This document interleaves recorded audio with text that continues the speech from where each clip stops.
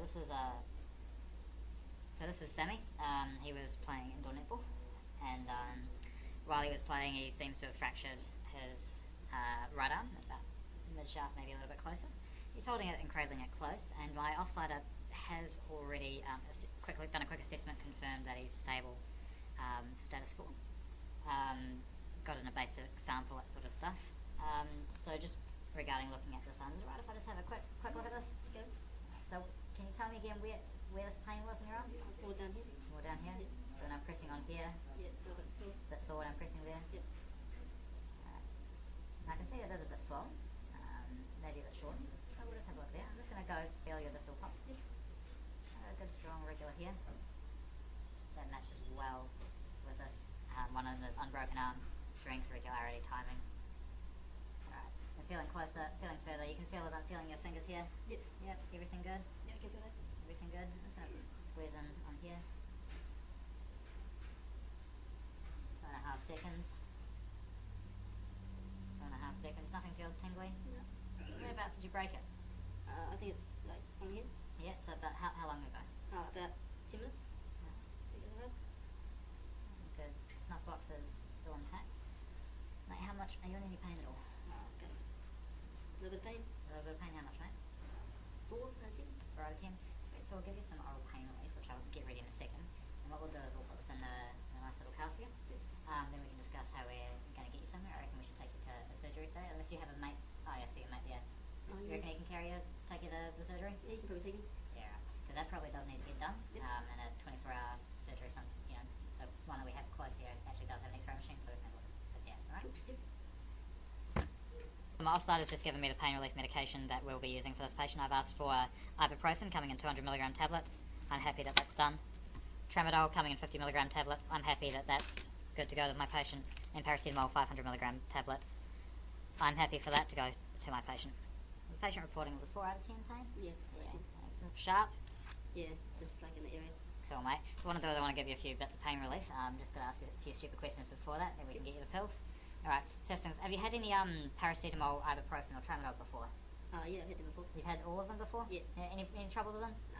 No. No troubles with any other opioids like morphine or anything like that? No.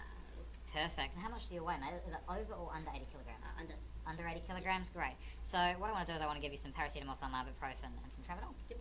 I'm going to give you 1 gram of paracetamol today. How much of this have you had in the past 24 hours? I haven't had any. So you haven't had any in the past 24 hours, none in the past 48? No. Cool. So I'll give you 2 tablets. That's 1 gram of paracetamol.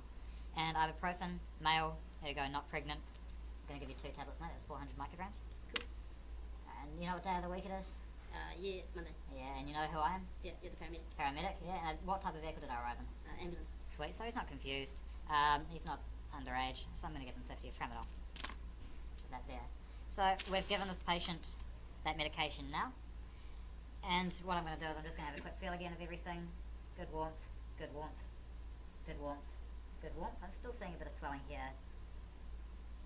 Are you able to bend these fingers or at all? I think moving. Does anything make the pain worse or better? Just moving it. Just moving your actual arm itself? Yeah, Nothing moving down here? No. Alright. So what I want to do is I just want to do this. So it does seem like there is maybe a little bit of shortening going on in that arm there.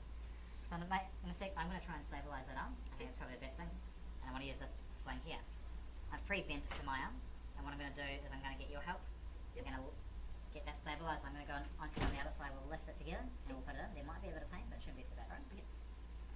So we'll lift it and keep that arm as straight as possible, right? 3, 2, 1. Okay, how's that? That's good, yeah. Cool. Alright, so we're just going to wrap it up and sling it up. Great, so now we've got our patient nice and supported. How are you feeling now? Feels a bit better. Feels a bit better? Drugs kicked in. Drugs are kicked in. I've still got good colour, good pulse, good pulse. Pulse is the same strength and going at the same time. Nothing's making that pain worse? No. No? Can you wiggle your fingers for me? Yeah. Yep. And now that we've moved everything around, you're not getting any pins and needles anywhere? Nah, I can still feel it. No? Yeah. So I really think that you should get your mate, take it to the doctor straight away. I'll give you a copy of our PRF, and you can do a POAX, there's no extra charge for that, alright? The doctor, as I say, just down the road from here, they do have an X-ray machine, so they will be able to take you, we'll be able to get that looked at. If it is broken, you might have to have it in the cast for a while.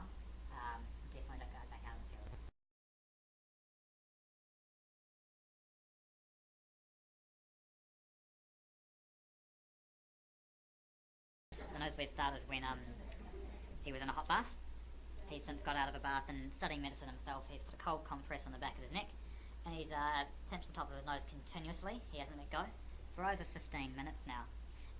No trauma precipitated this, and he's not taking any anticoagulants or any antiplatelet medications at the moment.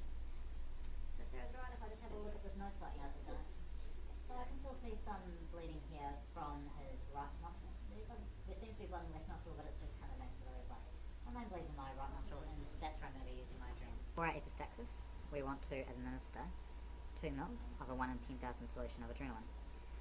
To get that, we can use a whole bunch of different pieces of medical equipment to get the required thing. What I've decided to do is I've decided to get a 10 ml syringe, which I've opened, a 3 ml syringe, which I've opened and pulled back to the 2 ml mark, drawing up needle, my 10 mils of saline, which is good, it's in date, adrenaline, which has been checked by my offsider, I'm doing a second check, it's good and in date, 1 in 1,000, and my AD.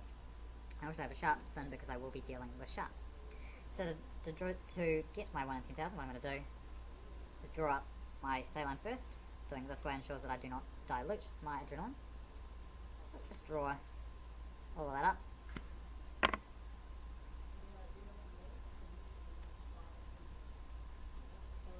To have 9 mils. And then I'm going to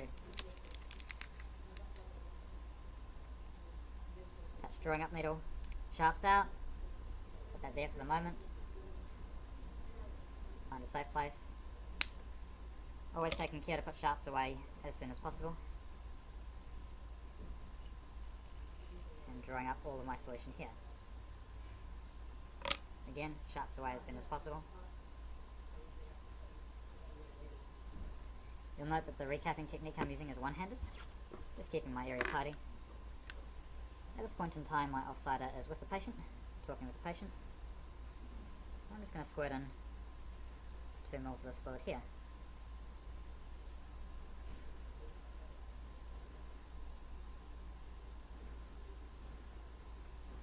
Sharps away. This is a relatively convenient way of getting a 2 mils of 1 in 10,000 solution in a single vial, so I can push this fast and have it atomized properly. Now I have my 2 mils of 1 in 10,000 adrenaline ready to use. So I'm going to talk my patient through what I'm going to do. Mr. Patient, what I'm going to do is I'm going to put some of this up your nose. Alright, so adrenaline, it should squeeze everything down and make sure it stops bleeding for you. Willing to try this tonight? Yeah. Alright, so this is actually rather soft. You can see when I'm pushing it on it actually squeezes in. What I'm going to do is I'm going to, in a second, get you to take the towel away, to blow out and clear any clots that you have. I'm going to then put this up to the right nostril, which is bleeding, and I'm going to squeeze it in. When I say sniff, what I want you to do is take deep through your nose to try and draw as much of the stuff in as possible, right? So we'll take this out. Now you big sniff. So he's still clear. He's still bleeding heavily on that right hand nostril. So to do this I want to do a quick push, and I'm going to be doing, so I want you to take a deep sniff in 3, 2, 1. Push. So we've administered the spray about 10 minutes ago. So, and my patient has been squeezing top of the nostril, new ice pack on the back of his head, keeping everything nice and cold, nice and shut down.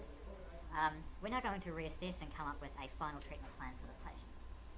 So what I get you to do is just have a look at that nose of yours again. It doesn't appear to be any new bleed. This looks to be ordinary amount of dry blood. So what we're going to do is run through non-transport checklist and figure out a final plan. So as we discussed earlier, this is usual bleeding fluid. And you reckon it was just a bit of a hot bath? And you said it wasn't any heavier than normal? No. A little bit, yeah. So mate, we're happy to leave you home tonight. I've got my offsider here giving me the thumbs up saying non-transport checklist is complete. Just saw you walking around before. So what I want to do is just give you a bit of advice. It would be to just see the doctor. Last time that happened to you was a month ago, so just make sure everything's alright. Are you happy with that? Are you happy with staying home tonight, visiting the doctor as early as possible in the morning, and if anything returns to the worst, you get